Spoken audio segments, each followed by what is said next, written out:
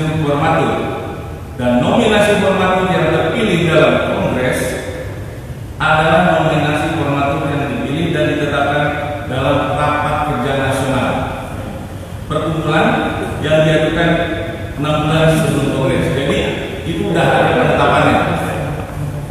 Saya kemukakan para caketum, para caketum sebelumnya berarti sudah tunduk pada ketentuan ini dengan diajukan oleh PNUD, ditetapkan dalam rakernas perkumpulan. Oke, saya baca frase selanjutnya.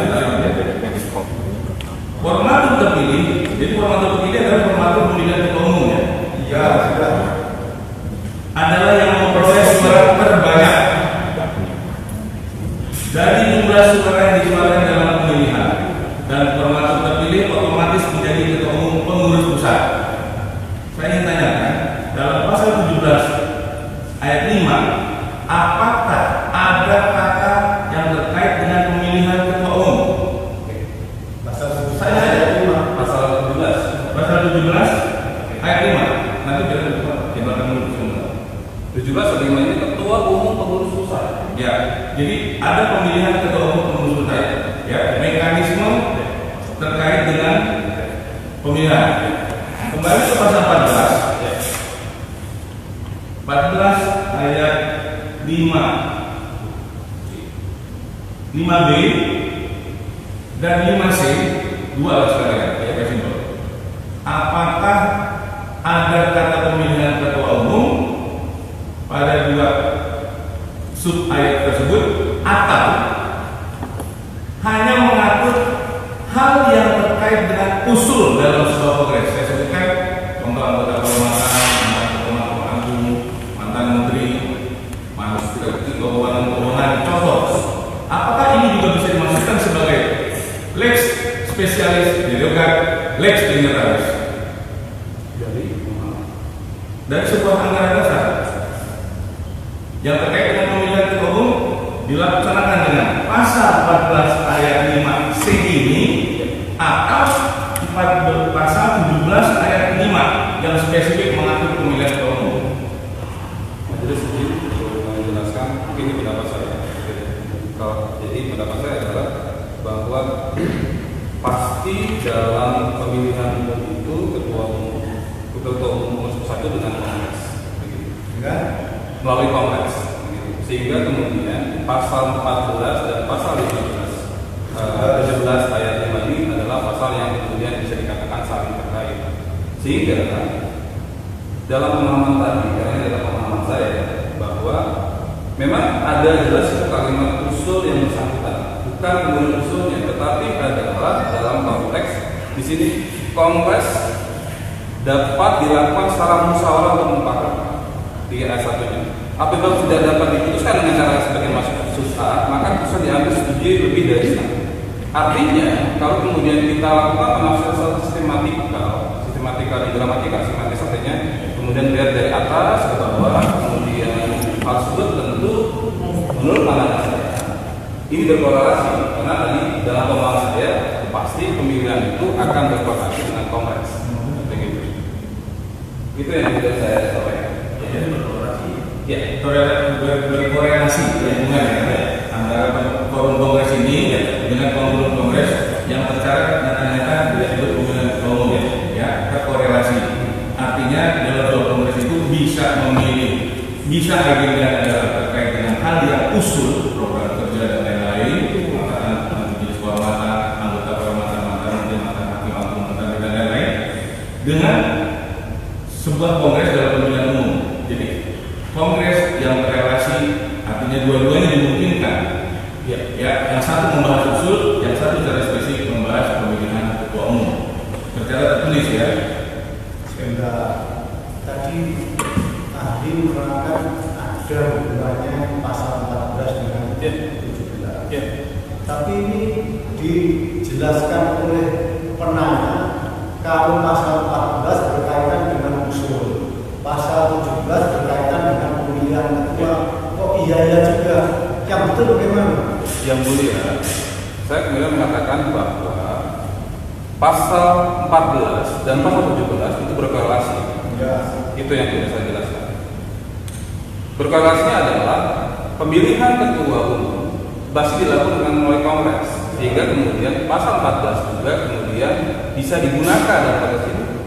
Tetapi Kongres itu sendiri, saya tidak tahu kebiasaan di dalam IPA, Kongres itu mungkin saja tidak selalu menentukan ketua, tapi juga ada agenda lain. Tetapi agenda lain, mekanisme itu harus digunakan, baik itu ketua, agenda lain, itu harus disampaikan pada pasal 14. Itu yang kemudian saya coba korelasikan, bahwa antara 14 dan 17 memiliki korelasi yang menurut saya tidak bisa serta-merta diputus, tidak diputus sendiri. Itu yang penting. Jadi dalam Kongres itu tidak selalu bahwa pemilihannya adalah ketua umum. Begitu. Sehingga kalau dia pemilihan tidak ketua umum, maka untuk menentukan, maka harus melalui mekanisme yang ada di atas pasal 14. Ya, Tapi kalau betul, iya, itu yang penting. coba karena kalau belum jelas biar bertanya lagi.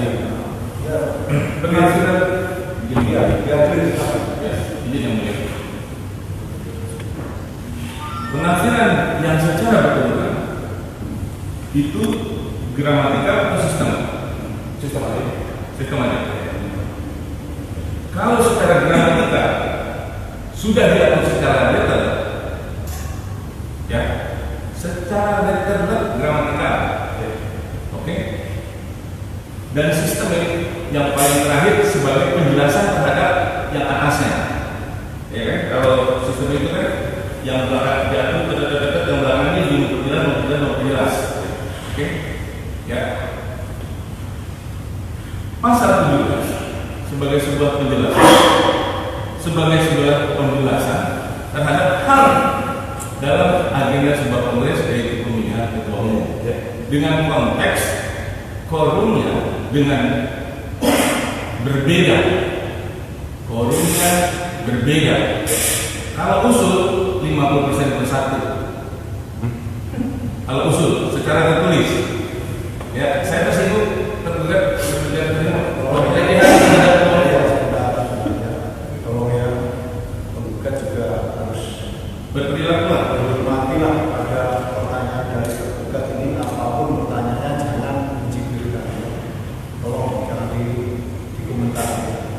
Silakan. ya, terima kasih semuanya sebagai pelajaran.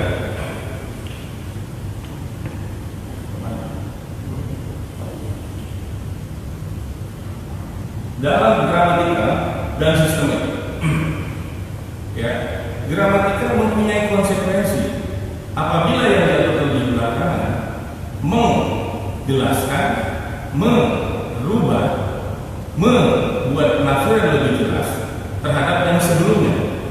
Di dalam pasal 14 lebih utama juga adalah mengatur kongres yang terkait dengan quorum tersendiri hanya usul. Di pasal 17 lebih lanjutnya, dalam kongres dengan quorum tersendiri mengatur secara tertulis pemilihan ketua umum dengan quorum tersendiri. Apakah bisa ditafsirkan secara gramatikal dan sistemik terhadap dua pasal? Izin yang majelis mulia. Pertama harus kita jelaskan. Saya meluruskan. Saya langsung aja tanya. Ya. Apakah bisa ditafsirkan dulu? Biar Saya ingin meluruskan sedikit bahwa bahwa itu semuanya batang tubuh bukan penjelasan. Artinya itu norma yang ada dalam batang tubuh. Tadi kan dikatakan bahwa penjelasan di atas dijelaskan di bawah. Biasanya penjelasan itu adalah undang-undang sendiri, dia tidak mengikat sebagai norma. Tapi semuanya adalah batang tubuh dalam konteks saya. Sehingga kemudian penafsiran sistematika harus dilihat bagaimana urutan semua.